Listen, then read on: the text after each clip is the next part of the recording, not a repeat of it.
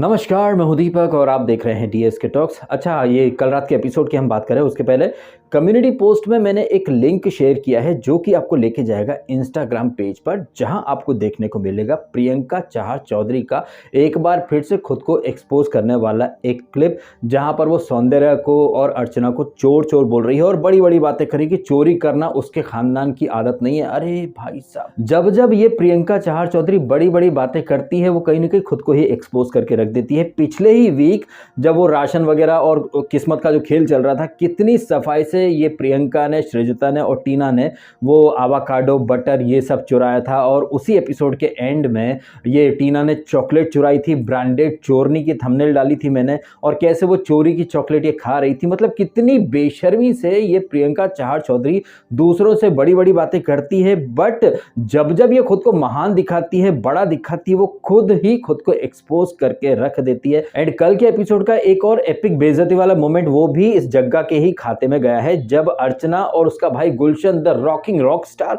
भाई साहब जिस तरीके से ये अर्चना का भाई डांस कर रहा था ऋतिक के गानों के ऊपर, ये देख करके ऋतिक रोशन कहीं ना कहीं डांस से रिटायरमेंट अनाउंस ना कर दें, जैसे वो डांस कर रहा था। खैर, जैसे कि बिग बॉस ने कहा कि अर्चना ऊपर देखिए लाइट कम तो नहीं है, आपके हिस्से की लाइमलाइट कहीं आपका भाई तो नहीं चुरा गया। तो जैसे ही ये सदी की सबसे महान महिला देखती है, ओ माय गॉड, सारा फुटेज अर्चना और उसके भाई को मिल रहा है, कैसे वो जंप इन करती है, कानों से खून निकल जाएगा, ऐसे ऐसे करके वो बातें करना शुरू करती है। खुद बिग बॉस भी समझ गए थे कि यार ये बहुत टू मच कर रही है, और बिग बॉस ने उसे वहां फ्रीज कर दिया था। आई होप कि जग्गा की जितनी भी झंडली बाहर बैठी है वो इस चीज को भी टारगेट या फिर अनफेयर ना बोल दे। खैर, जैसी जग्गा वैसे ही उसके फैंस है, तो वो डेफिनेटली इस चीज के ऊपर अतरंगी लॉजिक दे सकते हैं। बट जहां से हम देख रहे हैं ना, हमें पता नहीं क्यों अभी से ऐसा लगने लगा है कि Jagga has already lost it, she lost the trophy. और जिस तरीके से वो जा रही है, क्या पता शायद आपको वो टॉप 3 में भी दिखाई ना दे, बिकॉज उसको माइक ग्लैम का तो ऑलरेडी 25 लाख मिल चुका है। प्लस जिस तरह से बिग बॉस बार बार उसे स्पून फीड करते जा रहे थे, उसके बावजूद वो इतनी नेगेटिव ट्रैक पर जा रही है। घर में मेहमान आए हैं, इट्स शो टाइम बोल करके फेक फाइट कौन करता है, वो भी एक कॉफी की बोतल के लिए। मतलब क्या है कि लोग कुल्हाड़ी पर पैर मारते हैं, जग्गा तो कुल्हाड़ी फर से सब ला रही है और अपने पैर पर देती जा रही है। और ये जग्गा, जो कि कुछ दिन पहले तक लग रहा था कि यार मेकर्स इसे ट्रॉफी दे देंगे, अब मुझे ऐसा लग रहा है कि मेकर्स खुद कन्नी काटेंगे। भाई, इतने नेगेटिव को ट्रॉफी नहीं दे सकते। ट्रॉफी का एक्चुअली में कोई हकदार है ना, तो वो है शिव ठाकरे। और शिव ठाकरे को कैसी अपब्रिंगिंग मिली है, क्या संस्कार मिले हैं, ये सब चीजें आपने देखी हैं एक दिन पहले के एपिसोड में भी और कल के एपिसोड में भी। हमने देखा था कि शिव ठाकरे की आई शिव को ही नॉमिनेट करने पर उतारू हो गई थी, और कल भी हमने देखा कि तू क्या करता रहता है, कपड़े फोल्ड कर दिया कर, और क्यों शालीन के पीछे पड़ा रहता है, क्यों उसको फेक बोलता रहता है। तूने रियलिटी शो किया है, शालीन जो है वो एक्टिंग करके आया है, तो थोड़ा बहुत करने देना उसको।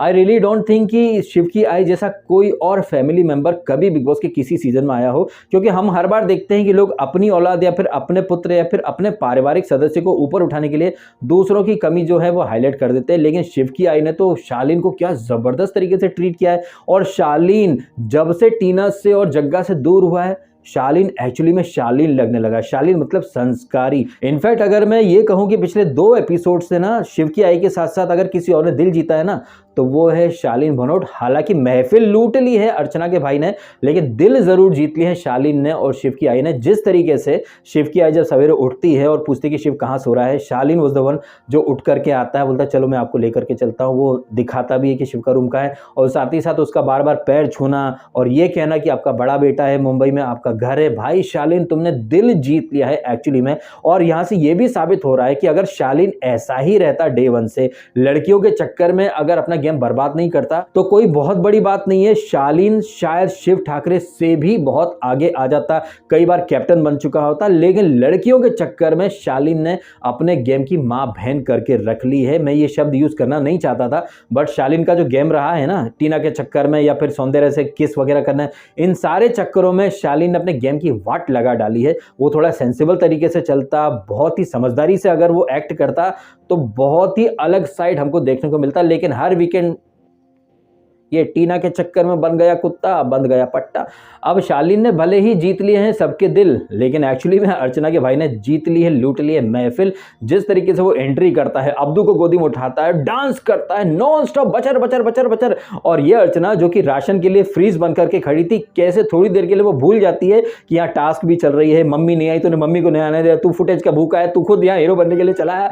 अर्चना का भाई जबरदस्त तरीके से वो एंटरटेनमेंट दे रहा था, माइंड ब्लोइंग एंटरटेनिंग मटेरियल है वो। और जैसा कि शालीन ने बोला कि भाई तो बिग बॉस 17 के लिए अभी से शॉर्टलिस्टेड हो चुका है। खैर अर्चना के भाई के अलावा यहाँ पर स्टैन की अम्मी भी आती हैं और भाई माहौल काफी इमोशनल हो जाता है। दोनों माँ बेटे की बहुत ही प्यारी बातचीत हमको देखने को मिलती है। ऑब्वियसली माहौल काफी इमोशनल हो जाता है, स्टैन को वो काफी समझाती हैं। शालीन यहाँ पर भी आता है, कान पकड़ के माफी मांगता है। अर्चना भी यहाँ पर आती है और हाथ जोड़ करके गिले शिकवे मतलब भुला दो आंटी, ऐसा था वैसा था। ये चीज मुझे काफी अच्छी लगी। लेकिन यही अर्चना सलमान खान के सामने अपनी गलती नहीं मानती है। बट ठीक है, यहाँ पर फैमिली आए, शिव की आई के लिए वो खाना बनाती है, रोटी बनाती है। अब यहाँ पर मैं इसको चमचागिरी नहीं बोलूंगा, क्योंकि एक दिन पहले ही मैं बोल चुका हूँ चमचागिरी। और जो मैं पॉइंट प्रूव करना चाहता था ना कि अगर शिव बड़ों को रिस्पेक्ट दे तो वो गुलाम हो जाता है, लेकिन सेम चीज अर्चना करे तो लोग कहते हैं कि वो रिस्पेक्ट है। रिस्पेक्ट है अर्चना का न फराह से कोई लेना देना है, ना ही शिव की आई से कोई लेना देना है। लेकिन जब कोई बड़ा आता है या फिर कोई फेमस हस्ती आती है तो जाहिर तौर पर आपके मन में रहता है कि यार मैं इससे मिल लूं, इससे नजदीकी बढ़ा लूं।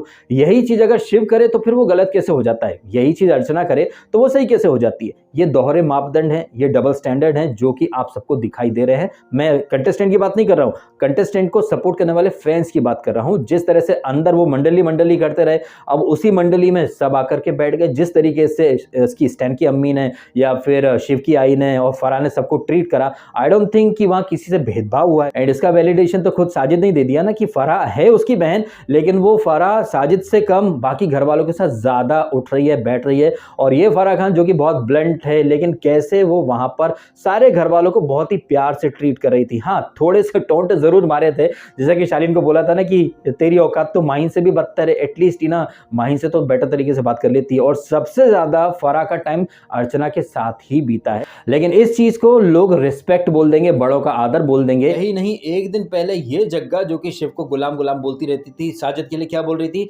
साजिद सर ने रिस्पेक्ट अर्न की है। मतलब तुम साजिद को रिस्पेक्ट दो तो बड़ों का सम्मान है, रिस्पेक्ट अर्न की है। अब यही सारी चीजें शिव ठाकरे भी तो कर रहा है, तो वो गुलाम कैसे हो जाता है। वहां पर आप ये रिस्पेक्ट, बड़ों का आदर, फैमिली का बड़ा है, नामी डायरेक्टर है, टीवी पर बचपन से देखा होगा, तो भाई जाहिर सी बात है ना, जो लॉजिक आप लोग शिव पर अप्लाई करते हो वही लॉजिक आप अर्चना पर या फिर जग्गा पर कभी अप्लाई नहीं करोगे। और ये जो कंटेस्टेंट, इनकी तो मतलब मेरे को समझ नहीं आता है। जाहिर तौर पर वो वहां गेम खेल रहे हैं, लेकिन बाहर बैठकर आप तो सब कुछ देख रहे हो। अब इस वीडियो के नीचे भी बहुत सारे लोग आएंगे जो कि जग्गा को ब्लाइंडली जस्टिफाई करेंगे और कहेंगे यार डीएसके तुम तो मतलब उसमें खामियां ढूंढते रहते हो। वो ऐसे मौके देती है भाई सब।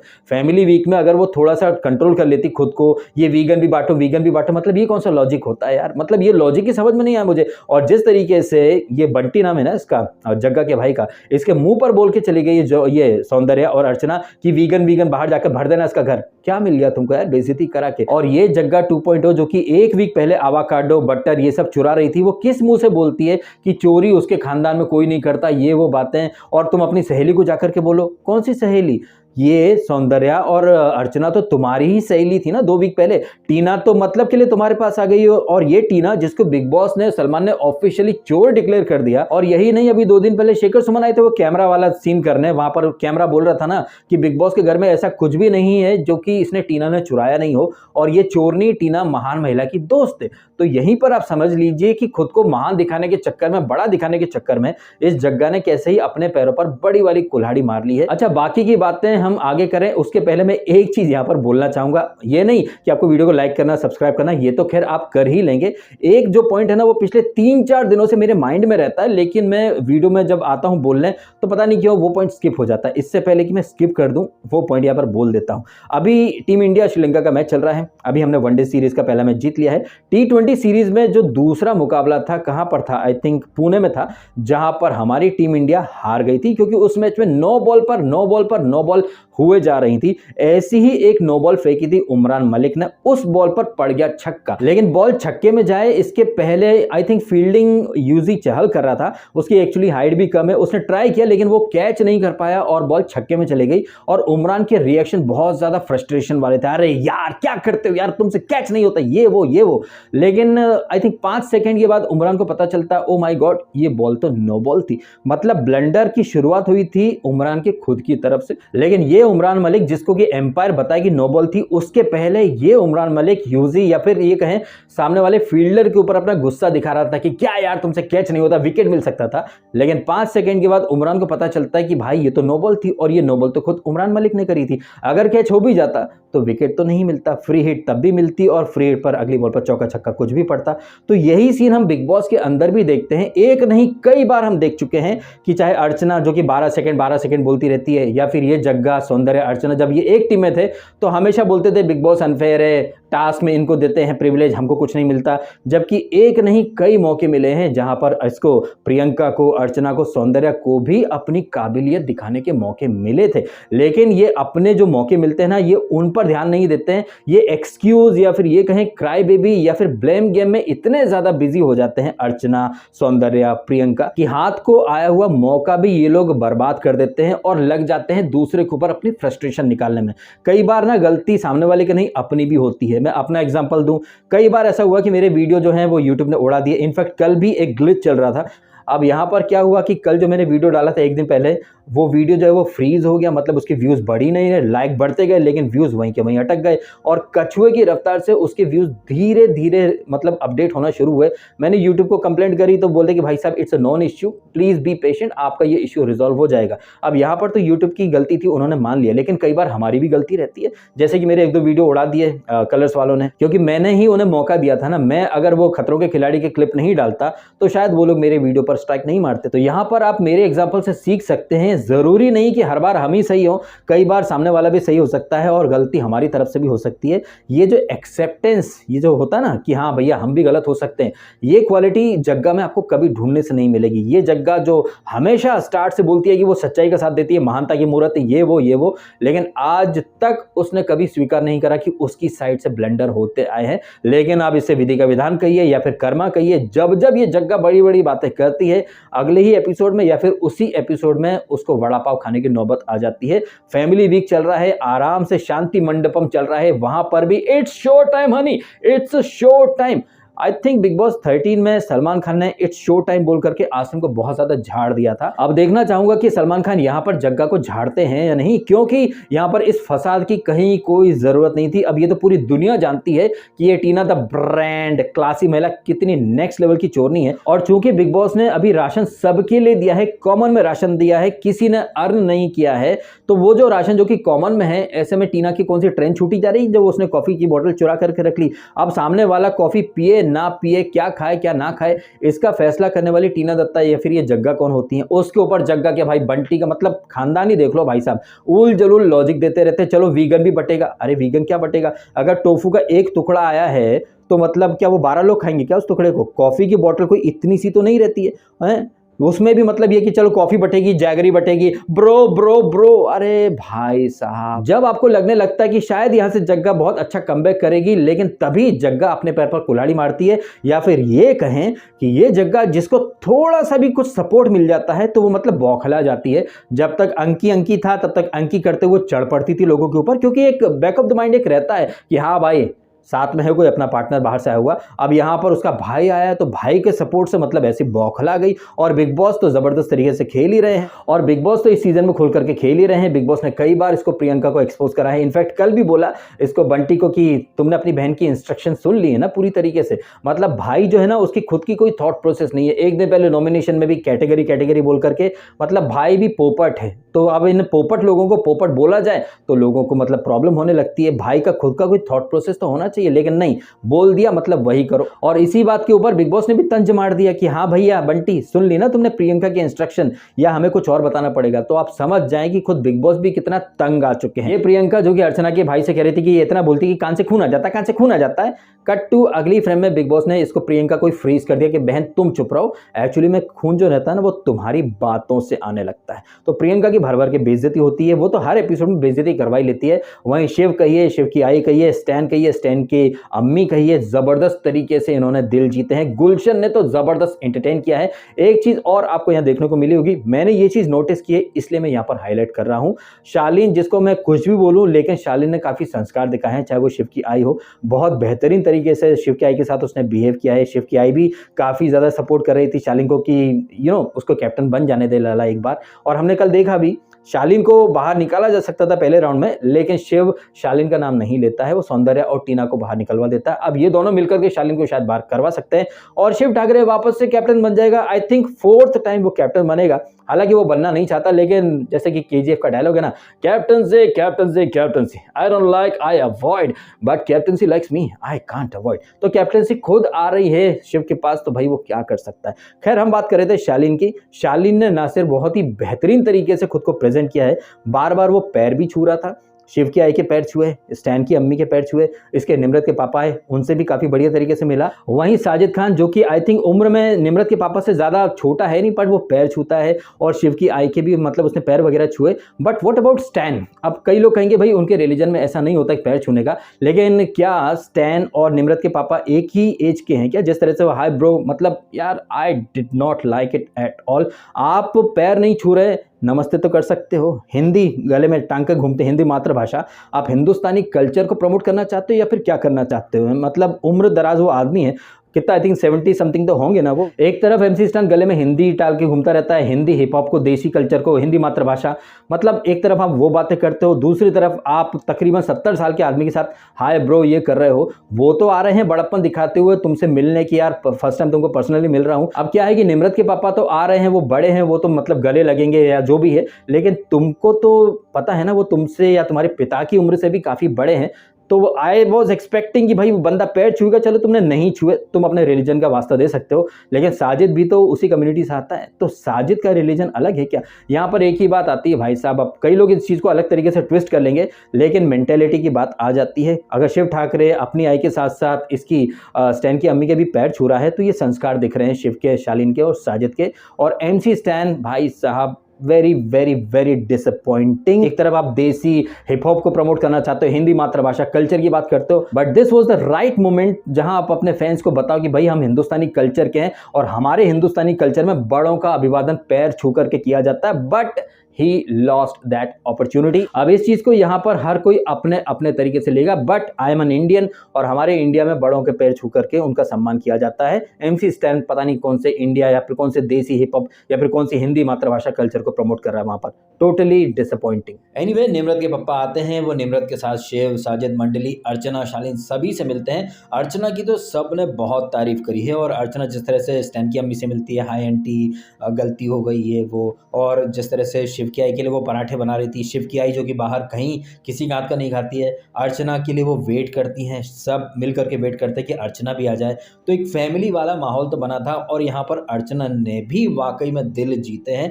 इनके साथ साथ हम देखते हैं जो प्रोमो हमने देखा है जहाँ पर इसका निम्रत और इसके पापा का थोड़ा आर्ग्यूमेंट हो रहा है और मिस ब्रांड की फायर ब्रांड मम्मा आ रही है, एकला चलो, जो काम लड़का लोग नहीं कर सकता वो तुमने कर दिया, ऐसा कौन सा पहाड़ तोड़ दिया आपकी मिस ब्रांड ने? अच्छा, शायद मिस ब्रांड की फायर ब्रांड मम्मी चॉकलेट चोरी के ऊपर बात करेंगी, शायद लड़के चोरी नहीं करते, वो इनकी लड़की ने करके दिखा दिया। वेरी नाइस, कॉफी चोर, बटर चोर, आवाकाडो चोर।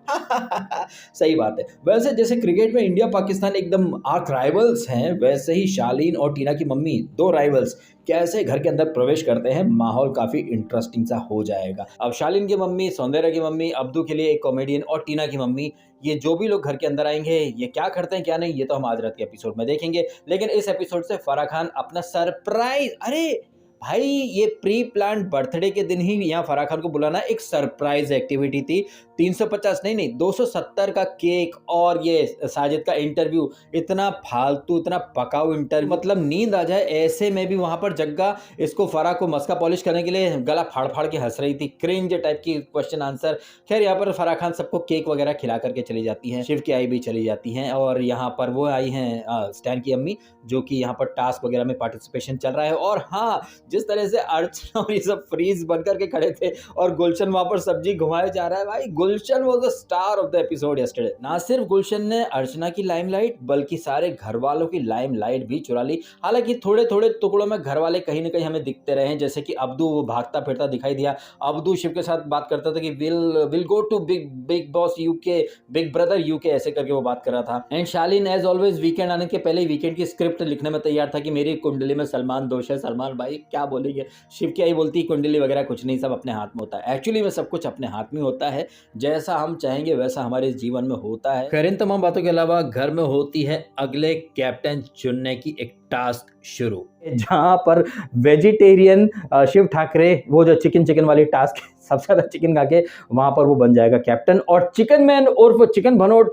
इतना सारा चिकन खा के भी वो मतलब वो टास्क नहीं जीत पाएगा, जिसके ऊपर बिग बॉस ने तंज भी मारा था। वो शालीन जो कि हमेशा शिव के खिलाफ साजिशें रचना या फिर पीछे चुगलियां करता रहता है, शिव मेक श्योर कर रहा है कि शालीन जितना हो सके इस टास्क में बना रहे, क्योंकि शिव की आई ने बोला है ना कि भैया इसको शालीन को कैप्टन बन जाने दे, तो आई ने बोला है तो शिव वो वचन पूरा करने के लिए पूरा एड़ी चोटी का जोर लगा देगा। इसीलिए शिव ने कल कैप्टनसी राउंड के जो फर्स्ट राउंड में शालीन को बाहर नहीं करा, टीना और सौंदर्य को बाहर करा। तो ये जो टास्क चल रही है इसका फर्स्ट राउंड खत्म होता है, वहीं पर एपिसोड भी खत्म हो जाता है। अब बाकी क्या होगा क्या नहीं और ये टास्क कैसे आगे बढ़ेगी ये हम देखेंगे आज के एपिसोड में। अब इन सारी चीजों के बारे में क्या है आपके ओपिनियन, क्या है आपके रिएक्शंस, कमेंट करके अवश्य बताइएगा। आपको वीडियो अच्छा लगा हो तो इसे लाइक अवश्य कीजिएगा और कीजिएगा चैनल को सब्सक्राइब यदि आपने नहीं किया तो। आपने समय निकाला, वीडियो देखा, आपका बहुत बहुत धन्यवाद। Thank you so much.